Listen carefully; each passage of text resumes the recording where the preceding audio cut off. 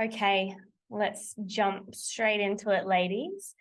Today, we're going to be talking about how long it takes to heal from breaking up with a married man as the mistress, as his affair partner. If you're going through a breakup right now, you're probably feeling like, is this pain ever going to end? And I can confidently say it can absolutely end and it can get better than ever before. But there is a process to this healing.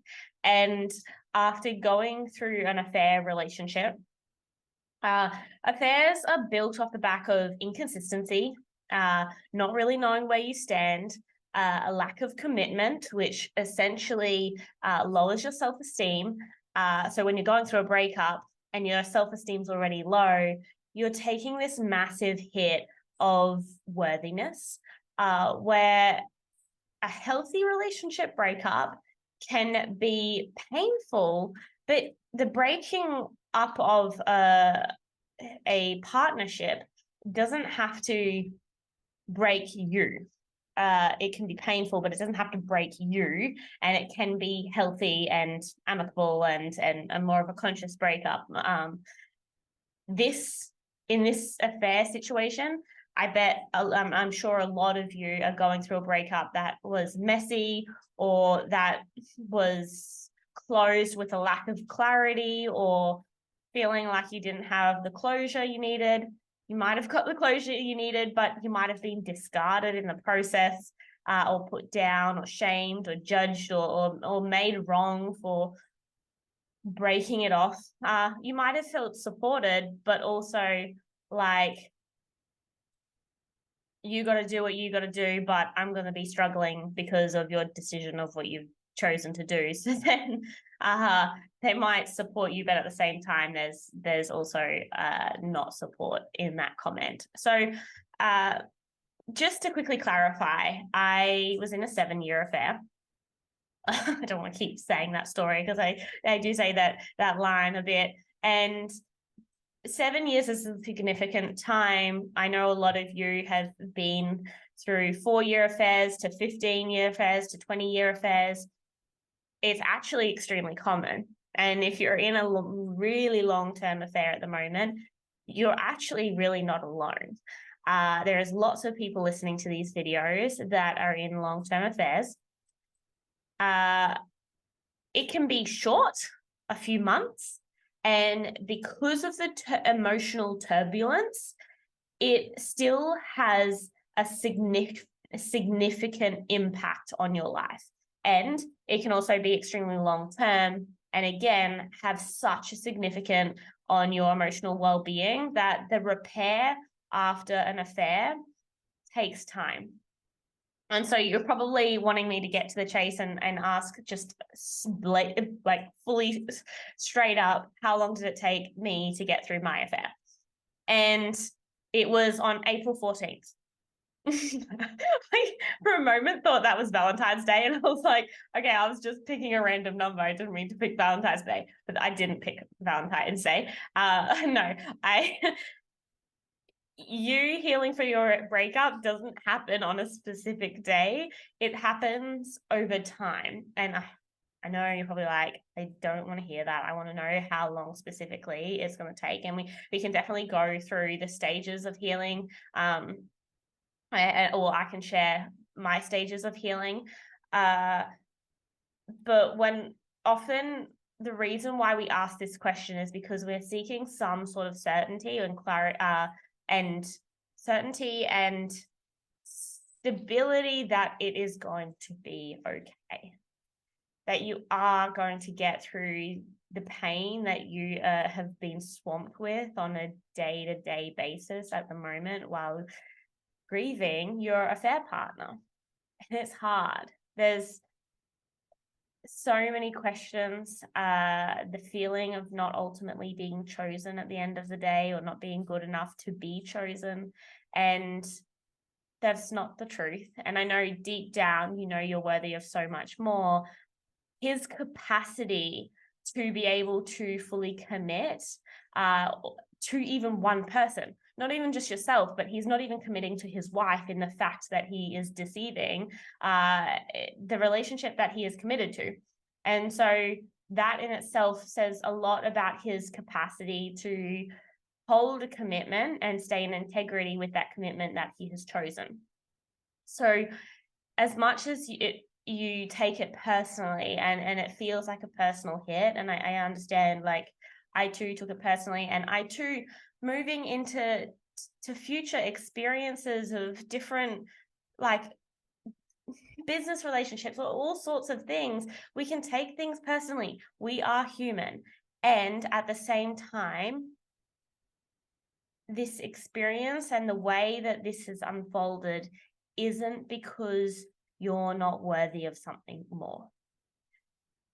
He was not necessarily capable of providing what you're seeking in partnership, yet you hoped that he would be that person. And he might have helped you, and you might have also painted a picture that he would be that person. And that's why it's so painful, is because we've created fantasies in our mind of where we saw this going. I don't know if you're ever someone, I definitely have done this in the past, where you go on a few dates with someone and then you're like, wow, I just visualized us on this beautiful marriage ceremony, or not marriage, but like with family and kids together. And it's like, oh, hold on a second, you haven't even met the person.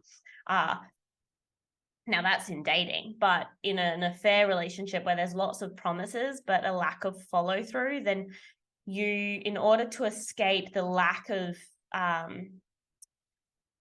stability that you're experiencing in the affair, you create stability in your mind by going there in your mind.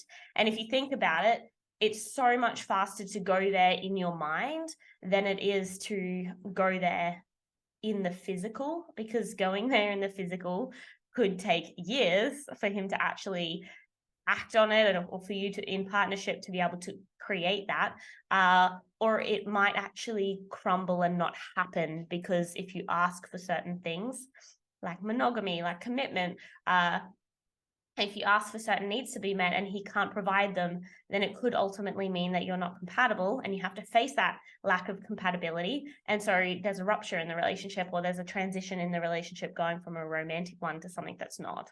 And so the easier, faster, short-term route is to go there in our mind to get those needs met of what we really want. But it's not the long-term solution. And so when we go through a breakup with an affair, with a married man, we're then grieving all the things that we created in our mind of what the relationship would be long-term that are now not ever happening. And that honestly is so painful. So just quickly going into my experience, and when you're really out of it, it's crazy, because you are healed and it's amazing, and you don't think about it anymore. And like, as much as I talk about infidelity all the time, I never really think about my situation. And if I do, it's like it's a reference, but it's not an emotional feeling of attachment to what I'm talking about. It's just picturing it to be able to reference it.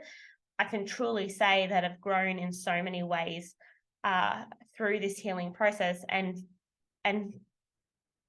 confidently say that I am no longer by any means ever grieving that situation or wishing I was there or in it, or like, I am free moving forward in every direction. And so the reason why I was saying that, I was like, why was I saying that? The reason I was saying that is because when you're out of it, you forget how much pain you went through.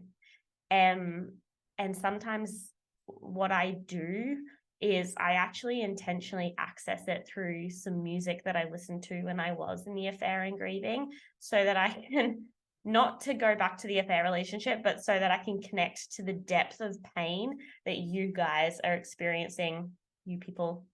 I don't know if it's just an Australian term of saying guys just for everyone, women and men, or if it's like a worldwide thing. But I do often say it. But you ladies, where was I? I've lost myself completely.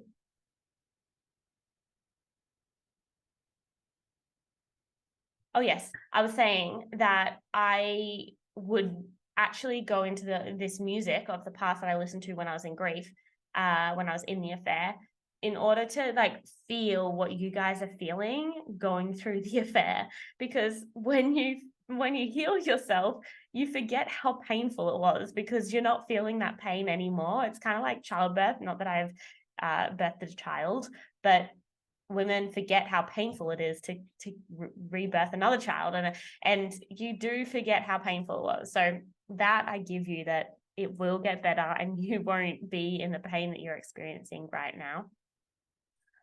But in terms of my healing journey, if I was to put a figure on like true healing and how long that took, you're probably not going to like the length of time that I'm going to say. I would say about 2.5 years. And that's in processing it, in feeling free from the pain. I would say a year. But then the next year was having a greater understanding for what went on in the affair experience and seeing it from different lenses, and really going down different routes in my brain of what I made the affair mean, and now as I grew as a person, or how I viewed it at the time a year on. And it was often quite different.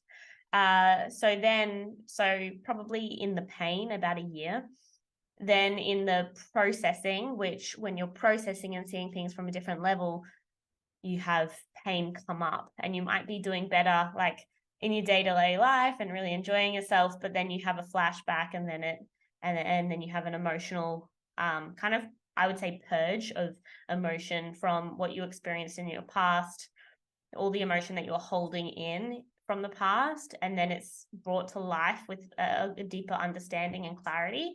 And when it comes with that deeper understanding and clarity, you then have to bring up the emotion that you felt but didn't have any understanding and clarity. You just felt it.